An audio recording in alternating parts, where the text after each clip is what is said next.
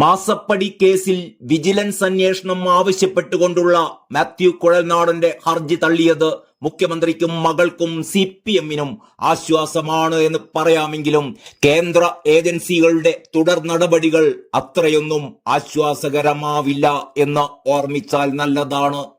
ആരോപണങ്ങൾക്ക് തെളിവുകളും വസ്തുതകളുടെ പിൻബലവുമില്ലെന്ന ഹൈക്കോടതി സിംഗിൾ ബെഞ്ചിന്റെ കണ്ടെത്തൽ ഹർജിക്കാരെക്കാൾ പ്രതിപക്ഷത്തിനേറ്റ ആഘാതം കൂടിയാണ്. പ്രതിപക്ഷം പറയുന്ന ആരോപണങ്ങളിൽ കഴമ്പില്ലെന്ന് പറയാൻ മാസപ്പടി കേസിലെ കോടതി വിധിയാകും ഇനി ഇടതുപക്ഷം മുന്നിൽ വയ്ക്കുക. അതേസമയം കേസിൽ സീരിയസ് ഫ്രോഡ് ഇൻവെസ്റ്റിഗേഷൻ ഓഫീസ് അതായത് SFIO അന്വേഷണം CPM-ന് വലിയ തലവേദന തന്നെയാണ്. കേരളത്തിലെ ഹൈക്കോടതിയുടെ നിരീക്ഷണങ്ങൾ വെച്ച് കേന്ദ്ര ഏജൻസി അന്വേഷണത്തെ രാഷ്ട്രീയ പ്രേരിതം എന്ന വാദമുയർത്താൻ CPM-ന് ഒരുപക്ഷെ കഴിയുമായിരിക്കും. SFIOയുടെ അന്വേഷണവും തുടർ നടപടികളും സാന്തരമായി തന്നെ നടക്കുന്നുണ്ട്. Cochin mineral and rutiles limited അതായത് CMRL എന്ന സ്വകാര്യ കമ്പനി തങ്ങൾക്ക് നൽകാത്ത സേവനത്തിന് മുഖ്യമന്ത്രി പിണറായി വിജയന്റെ മകൾ വീണ വിജയന്റെ ഉടമസ്ഥതയിലുള്ള എക്സാലോജിക് സൊല്യൂഷൻസ് എന്ന കമ്പനിക്ക് പ്രതിഫലം നൽകി എന്ന ഇന്ററിം സെറ്റിൽമെന്റ് ബോർഡിന്റെ കണ്ടെത്തൽ ഇനിയും ചർച്ചകളിൽ തുടരുമെന്ന് തന്നെയാണ് ഇതിനർത്ഥം.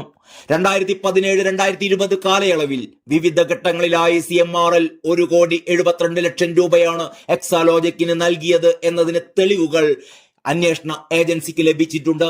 ഈ പണത്തിന് വീണ നികുതി അടച്ചിട്ടുണ്ട് എന്ന കണ്ടെത്തലും കേസിന് ബലം നൽകുകയായിരുന്നു. രജിസ്ട്രാർ ഓഫ് കമ്പനീസിന്റെ അന്വേഷണ റിപ്പോർട്ടിനെ ആധാരമാക്കിക്കൊണ്ടാണ് SFIO കേസിൽ വിശദാംശങ്ങൾ തേടുന്നത്. CMRL-ൽ നിന്ന് പണം വാങ്ങിയത് ഏതു തരം സേവനത്തിനാണ് എന്നതിന്റെ തെളിവുകൾ എക്സാലോജിക് ഇനിയും അന്വേഷണ ഏജൻസികൾക്ക് നൽകിയിട്ടില്ല എന്നതാണ് പുറത്തുവരുന്ന റിപ്പോർട്ടുകൾ.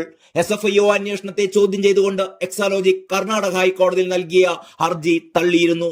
ഡൽഹി ഹൈക്കോടതിയിലും കേസ് തുടരുന്നുണ്ട്. കേസ് CBIക്ക് SFIO റഫർ ചെയ്യുമെന്ന സൂചനകളും വരുന്നു. എന്നാൽ SFIO അന്വേഷണത്തെ പ്രതിരോധിക്കാൻ രാഷ്ട്രീയ നിലപാടിനേക്കാൾ നിയമപരമായ വഴികളും CPM-ന് തേടേണ്ടി വരും.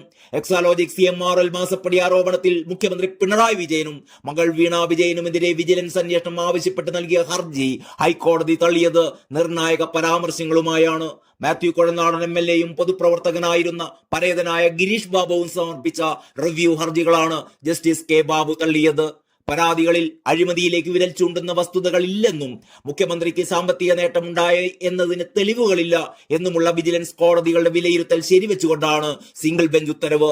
ഇതിൽ ഡിവിഷൻ ബെഞ്ചിൽ ഹർജി എത്താനും ഇനി സാധ്യതയുണ്ട്.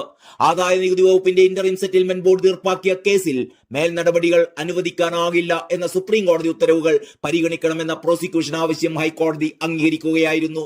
രാഷ്ട്രീയ നേതാക്കൾക്ക് പണം നൽകി എന്ന ഡയറി കുറിപ്പുകളോ ആദായ നികുതി വകുപ്പിന്റെ ഇന്ററിം സെറ്റിൽമെന്റ് ബോർഡിന് മുമ്പാകെ നൽകിയ മൊഴികളോ അന്വേഷണത്തിന് ഉത്തരവിടാനാകും വിധം തെളിവാകില്ല എന്നാണ് ഹൈക്കോടതിയുടെ കണ്ടെത്തൽ. ആദായ നികുതി വകുപ്പ് ഇന്ററിം സെറ്റിൽമെന്റ് ബോർഡ് റിപ്പോർട്ടിന്റെ അടിസ്ഥാനത്തിലാണ് ഹർജിക്കാർ കോടതിയെ സമീപിച്ചത്. സംശയത്തിന്റെ പിൻബലത്തിലാണ് വാദങ്ങളെന്നും കോടതി പറയുകയുണ്ടായി. വിജിലൻസ് അന്വേഷണം തിരുവനന്തപുരം, മൂവാറ്റുപുഴ വിജിലൻസ് കോടതികൾ തള്ളിയതിനെതിരെയായിരുന്നു റിവ്യൂ ഹർജികൾ. ഇതിനിടെ ഹർജിക്കാരനായ ഗിരീഷ് ബാബു മരണപ്പെട്ടതിനാൽ അമിക്കസ് ക്യൂറി വെച്ചായിരുന്നു ഹൈക്കോടതി വാദം പൂർത്തിയാക്കിയത്.